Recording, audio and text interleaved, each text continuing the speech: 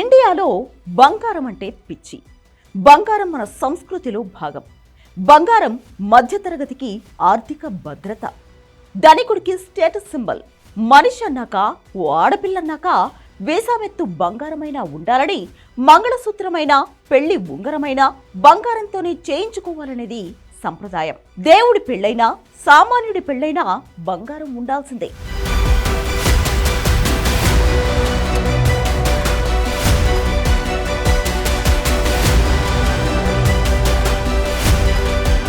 బంగారాన్ని తయారు చేయడం అనేది ఎప్పటికీ సాధ్యం కాదు. సేకరించడం, శుద్ధి చేయడం తప్ప. తయారు చేయడం సాధ్యం కాదు గనుకే బంగారానికి అంత విలువ. బంగారం విలువ పెరగడమే తప్ప తగ్గడం అనేది చరిత్రలో ఇప్పటి వరకు ఎప్పుడూ జరగలేదు. ఈ మధ్య కాలంలో ప్రతి ఇంట, ప్రతి నోట బంగారం గురించే చర్చ. దానికి కారణం 10 గ్రాముల బంగారం లక్షకు చేరువ కావడమే. అంతర్జాతీయ మార్కెట్లో లభ్యత తగ్గిపోవడం, దేశాలు వాటి బంగారు నిల్వలను పెంచుకోవడం, సామాన్యుడు కూడా ఆర్థిక భద్రతగా బంగారాన్ని ఎంచుకోవడంతో రోజురోజుకు మార్కెట్లో బంగారం డిమాండ్, రేటు రెండూ పెరిగిపోతున్నాయి. 2000 సంవత్సరంలో 4000 రూపాయలు ఉన్న 10 గ్రాముల బంగారం 2025 నాటికి, అంటే 25 ఏళ్లలో ₹1,00,000 చేరువైంది. అంటే 25 ఏళ్ల కాలంలో 4000 రూపాయలు ₹1,00,000 అయ్యాయన్నమాట. దట్ ఈస్ బంగారం. గోల్డ్ కొని పెట్టుకుంటే చాలు, దాని విలువ దానంతటా అదే పెరుగుతుంది. అదే బంగారానికి ఉన్న ప్రత్యేకత. ప్రపంచంలో మరే మూలకానికి ఆ విలువ రాదు. 2000 సంవత్సరంలో తులం 4000 ఉన్న బంగారం ఇప్పుడు 1,00,000కు చేరిందంటే ఏ బ్యాంక్ ఫిక్స్డ్ డిపాజిట్ తో పోల్చుకున్నా బంగారమే 100 రెట్లు బెటర్.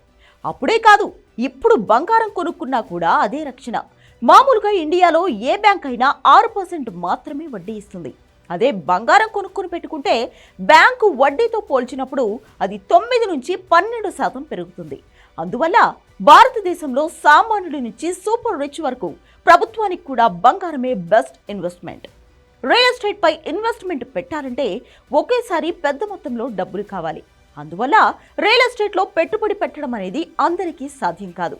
కానీ సామాన్యుడు పెట్టుబడి పెట్టేది బంగారం మాత్రమే. చేతిలో 50,000 రూపాయలు ఉన్నా బంగారం కొని దాచుకుంటే దాని విలువ ఆటోమేటిక్గా పెరుగుతూనే ఉంటుంది. 2020లో ₹1,00,000 బంగారం ఎవరైనా కొనిపెట్టుకుని ఉంటే ఈ రోజు కళ్ల ముందే అది 5 ఏళ్లకే డబుల్ అయిపోయింది. బంగారం నేరుగా మాత్రమే కాక బాండ్స్ ద్వారా కూడా ఇన్వెస్ట్ చేయవచ్చు. కానీ భారతదేశంలో సగటు మహిళలంతా బాండ్స్ కంటే నేరుగా బంగారాన్ని కొనుక్కోవడానికే ఆసక్తి చూపుతారు. అన్నింటికంటే గొప్ప విషయం ఏంటంటే, మీరు బ్యాంకులో డబ్బు దాచుకుంటే దానిపై వచ్చే వడ్డీ కానీ, లాభం కానీ ఖచ్చితంగా ట్యాక్స్ కట్టాల్సి ఉంటుంది. ఫిక్స్డ్ డిపాజిట్లపై పన్ను వేస్తారు. కానీ మీ ఇంట్లో మీరు బంగారం కొని పెట్టుకుంటే దాన్ని తిరిగి అమ్ముకునేటప్పుడు మీకొచ్చే లాభంపై ఎలాంటి ట్యాక్స్ ఉండదు. రియల్ ఎస్టేట్ రంగం కుదేలవుతున్న పరిస్థితుల్లో సామాన్యులైన, ధనికులైన బెస్ట్ ఇన్వెస్ట్మెంట్ ఎప్పటికీ బంగారమే. రియల్ ఎస్టేట్ పెట్టుబడులన్నీ రాబోయే 5 ఏళ్లలో బంగారానికి మరలిపోయినా ఆశ్చర్యం లేదు.